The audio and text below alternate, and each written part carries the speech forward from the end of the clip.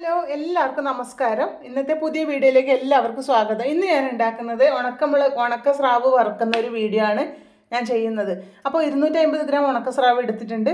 അതിൻ്റെ കട്ടിയുള്ള ഭാഗങ്ങൾ ഒഴികെ ബാക്കിയെല്ലാം ഞാൻ തോല് കളഞ്ഞ് എടുത്തിട്ടുണ്ട് കേട്ടോ. അപ്പോൾ ഇത് അരമണിക്കൂർ ഒന്ന് വെള്ളത്തിലിട്ട് വെച്ചിട്ടുണ്ട് ഇതിൻ്റെ ഉപ്പൊക്കെ കളയാൻ. അതിന് ശേഷമേ ഇത് നമുക്ക് ഇത് വറുക്കാൻ പറ്റും, അല്ലെങ്കിൽ ഒരുപാട് ഉപ്പുണ്ടാവും.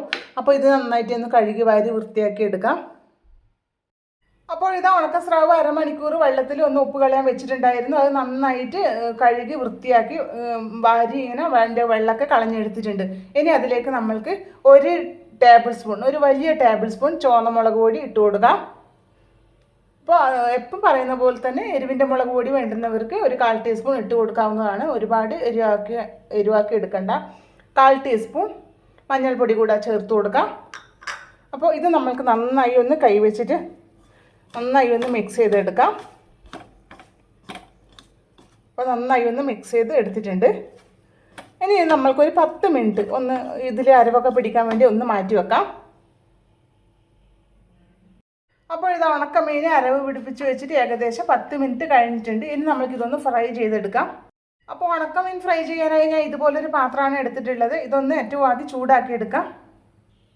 അപ്പോൾ പാൻ നന്നായി ചൂടായിട്ടുണ്ട്. അതിലേക്ക് നമ്മൾക്ക് ഫ്രൈ ചെയ്യാൻ ആവശ്യമായ വെളിച്ചെണ്ണ ഒഴിച്ചു കൊടുക്കാം. അപ്പോൾ വെളിച്ചെണ്ണ ഒന്ന് നല്ലോണം ഒന്ന് ചൂടായി വരട്ടെ.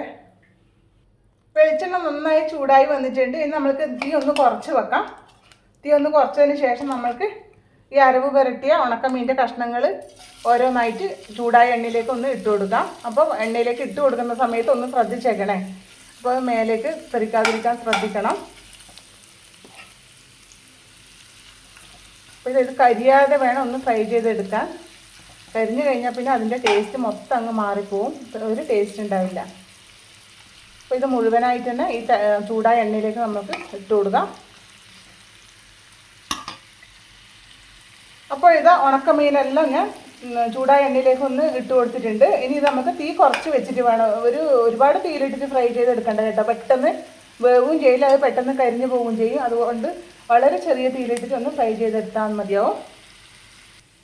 അപ്പോൾ ഇതാ ഉണക്കമീൻ്റെ ഒരു ഭാഗം നന്നായിട്ട് ഫ്രൈ ആയി കിട്ടിയിട്ടുണ്ട്. ഇനി നമ്മൾക്കിതൊന്ന് 2 ഭാഗം ഫ്രൈ ആക്കി എടുക്കണം നന്നായിട്ട്. എന്നാലും ഒരുപാട് ഇങ്ങനെ കരിയുന്ന രീതിയിൽ എടുക്കണ്ട. അപ്പോൾ ഇതാ 2 ഭാഗം ഞാനൊന്ന് മറിച്ചിട്ടിട്ടുണ്ട്. അപ്പോൾ മറ്റേ ഭാഗം കൂടെ നമുക്ക് വേവിച്ചെടുക്കാം. അപ്പോൾ ഇത് നമ്മുടെ ഉണക്കമീനൊക്കെ ഒരു 1/4 ഭാഗത്തോളം വെന്ത് വന്നിട്ടുണ്ട്. ഇനി അതിലേക്ക് നമ്മൾക്ക് ഒരു 10-20 വെളുത്തുള്ളി അല്ലി തോലോട് കൂടി ഞാൻ ചതച്ചെടുത്തിട്ടുണ്ട്. ഇനി അത് നമുക്ക് ഇതിലേക്കൊന്ന് ഇട്ട് കൊടുക്കാം. അപ്പോൾ ഇതൊരു നല്ല ടേസ്റ്റാണ് കേട്ടോ ഇങ്ങനെ ഇട്ട് കൊടുത്താൽ. അതുപോലെ തന്നെ ഒരു 3-4 വറ്റൽമുളകും അത് ഞാൻ വളരെ ചെറുതായിട്ട് കട്ട് ചെയ്തെടുത്തിട്ടുണ്ട്. അതുകൂടി നമുക്ക് ഇതിലേക്കൊന്ന് ഇട്ട് കൊടുക്കാം. ഇനി നമ്മൾക്കിതൊന്ന് മിക്സാക്കി എടുക്കാം. ഇതെല്ലാം തീ കുറച്ചിട്ടാണ് ചെയ്യേണ്ടത് കേട്ടോ. തീ കൂട്ടി വെച്ചിട്ട് ഒരിക്കലും ഇത് ഫ്രൈ ചെയ്തെടുക്കാനും പാടില്ല. ഈ നമ്മുടെ വെളുത്തുള്ളി അല്ലില്ല, അതെല്ലാം തീ കുറച്ച് വെച്ചിട്ട് വേണം ഇട്ട് കൊടുക്കാൻ. അപ്പോൾ കരിയാതെ കിട്ടിയാലാണ് ഇതിൻ്റെ ഒരു ടേസ്റ്റ് നല്ലതുണ്ടാവുക.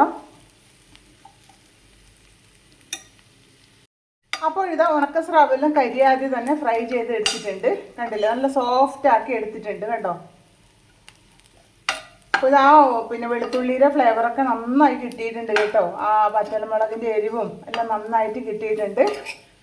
നല്ല സോഫ്റ്റ് ആയിട്ട് തന്നെ കിട്ടിയിട്ടുണ്ട്. അപ്പോൾ ഉണക്ക സ്രാവൊക്കെ മേടിച്ചാൽ എല്ലാവരും ഇതുപോലെ ഒന്ന് ഫ്രൈ ചെയ്ത് നോക്കിയിട്ട് ഉണ്ടാക്കി നോക്കിയിട്ട് നിങ്ങളുടെ അഭിപ്രായങ്ങൾ കമൻറ്റായി രേഖപ്പെടുത്തുവാൻ മറക്കരുത്. അപ്പോൾ അടുത്ത വീഡിയോയിൽ കാണുന്നത് വരെ എല്ലാവർക്കും ബൈ.